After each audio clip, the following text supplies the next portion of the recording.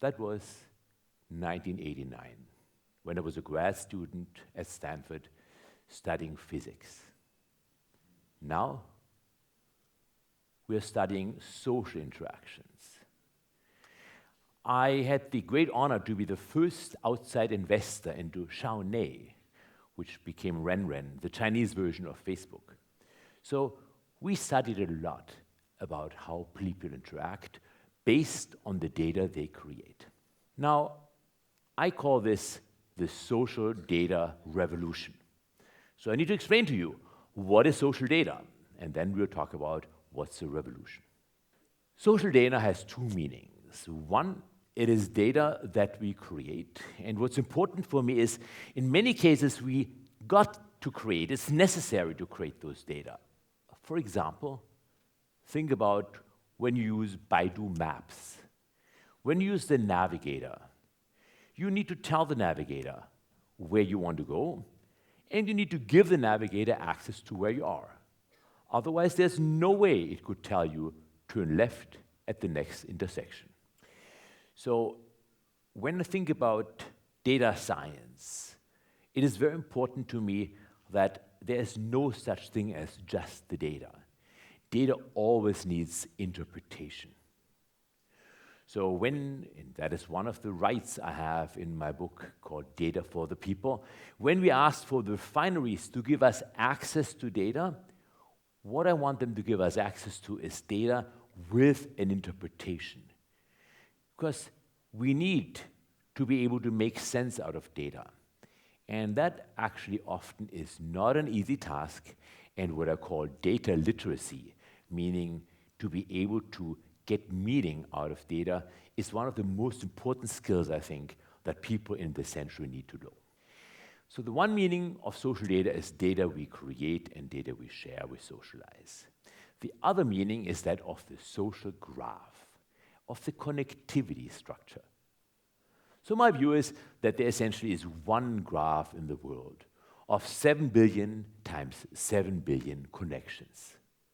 Now, of course, we don't know every 7 billion of the other people, but the different social networks like Facebook in the United States or WeChat here in China, they look at different parts of the graph. And just as we saw in physics, where we look at the interactions, we observe the interactions, they observe the interactions for certain parts of the graph. And why do I call it a revolution?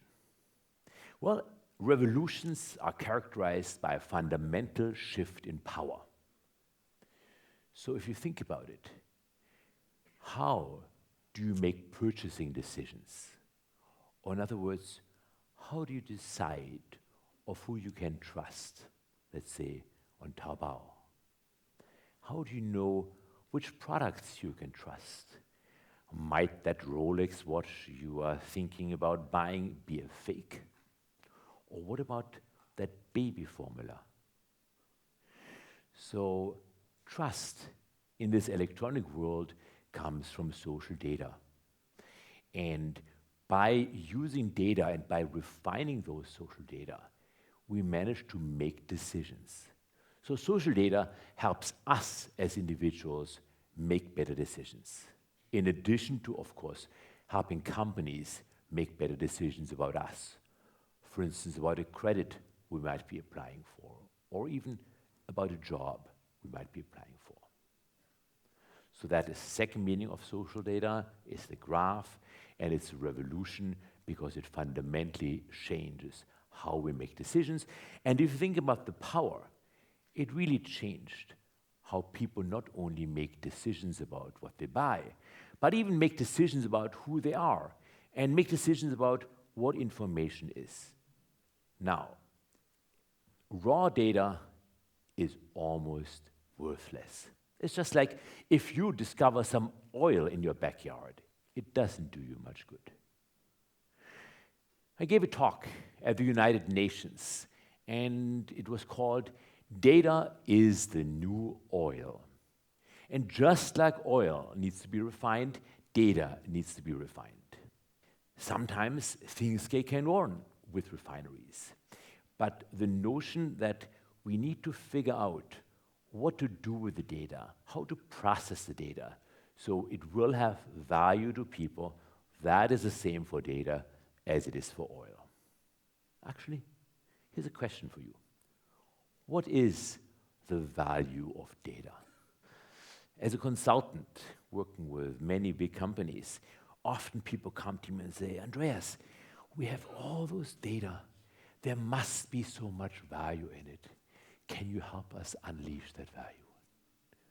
And I say, don't start with the data. Start with the question. Because particularly in this world where the amount of data explodes exponentially, if you always try to get all data and clean all data, you'll never get started. As we heard from the previous speaker, just do it. The same applies to data. It's better to get something done than to wait for the perfect data set to arrive. So I talked about data literacy. And if you think about what literacy used to be, it used to be seeing characters and understanding what they mean.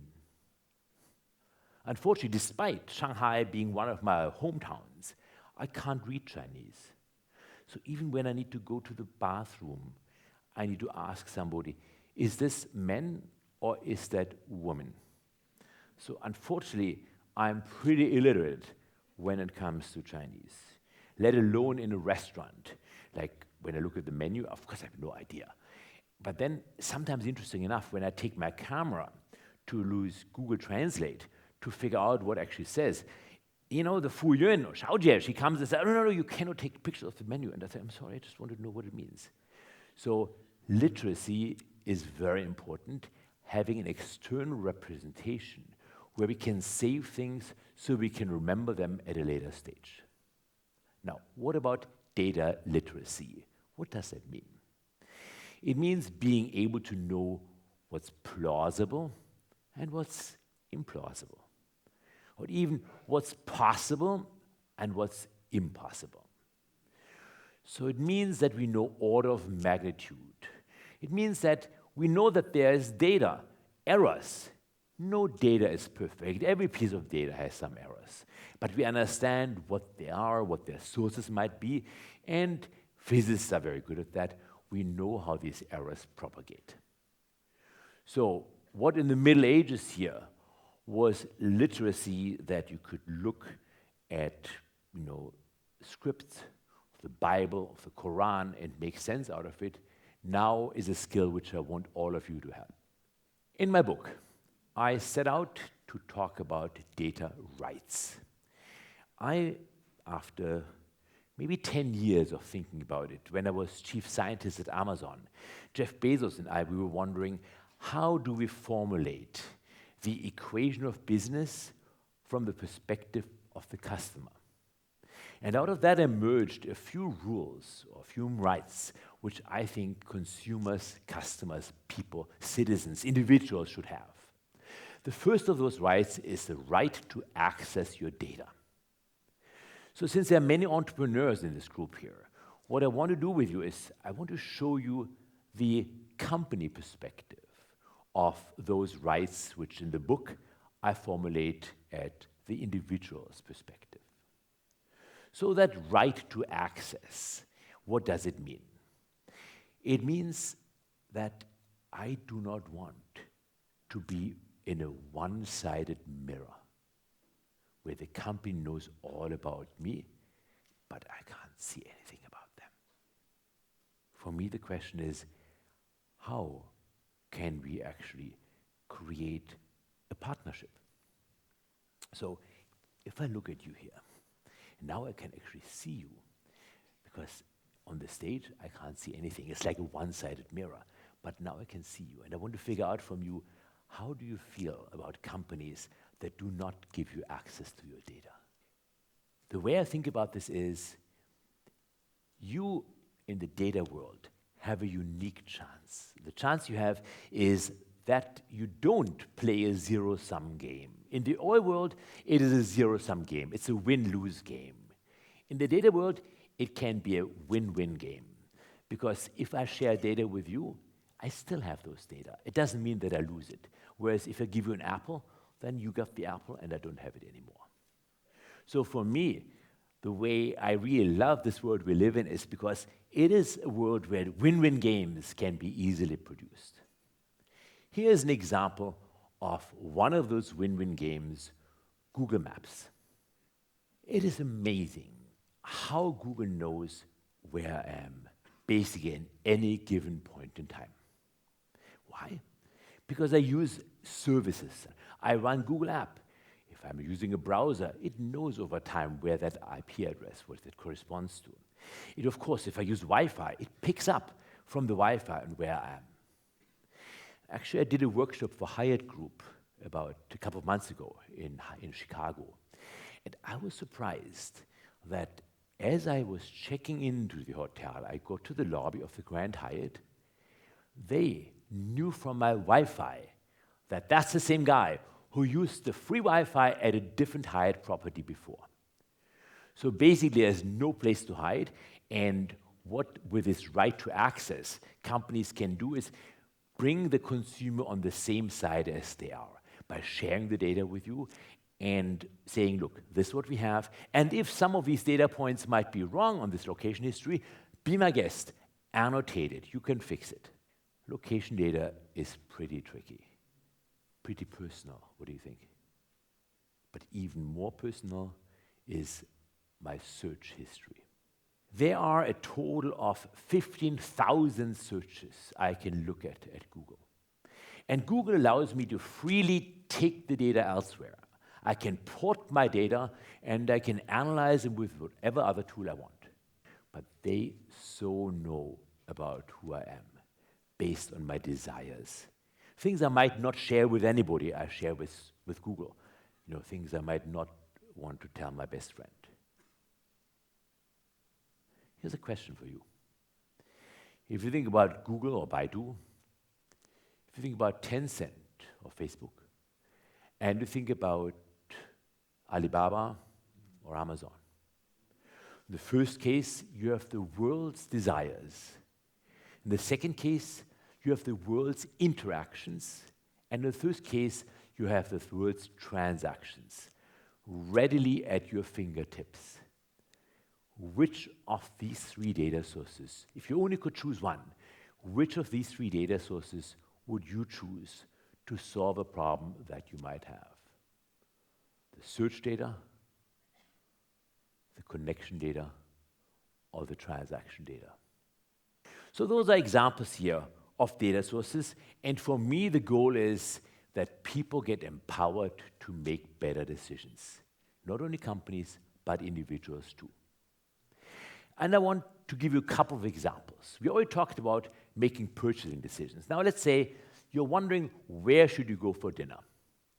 So most of you might open up Dashong Dianping.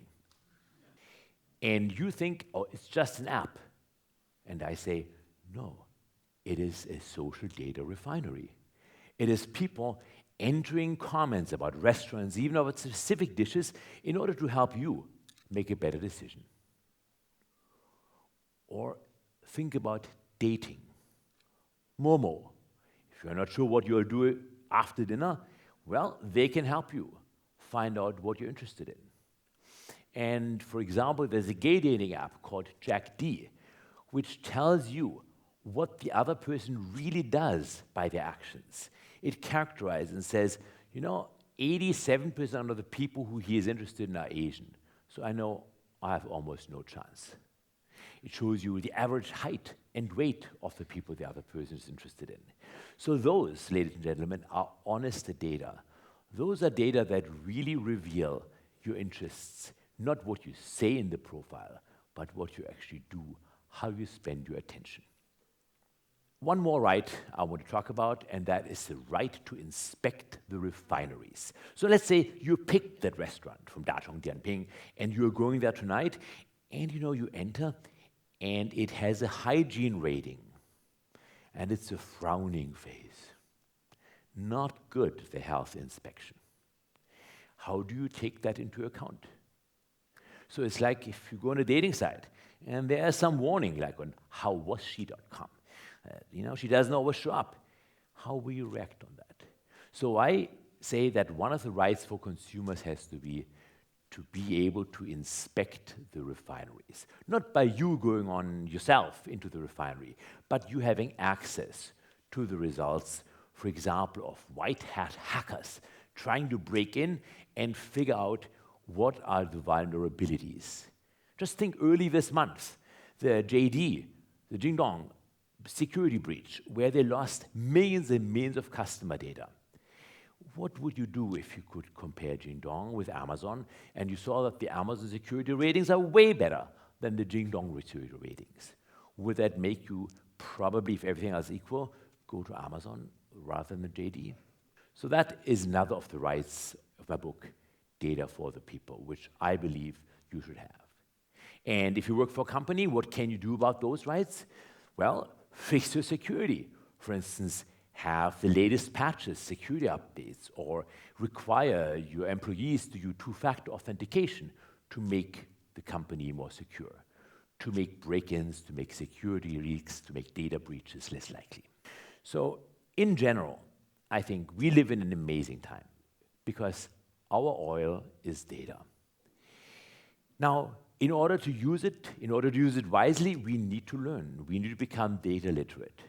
And the reason I'm putting those 6 rules, those 6 rights into the ground is I want to move the elevation up.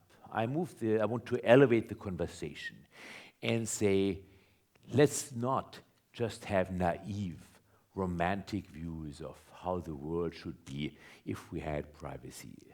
Let's embrace the fact that we don't have privacy, that we create data all day long, whatever we do. Let's embrace this, and let's create together some possibilities of new things which we can do, which we couldn't do without the social data revolution. Thank you.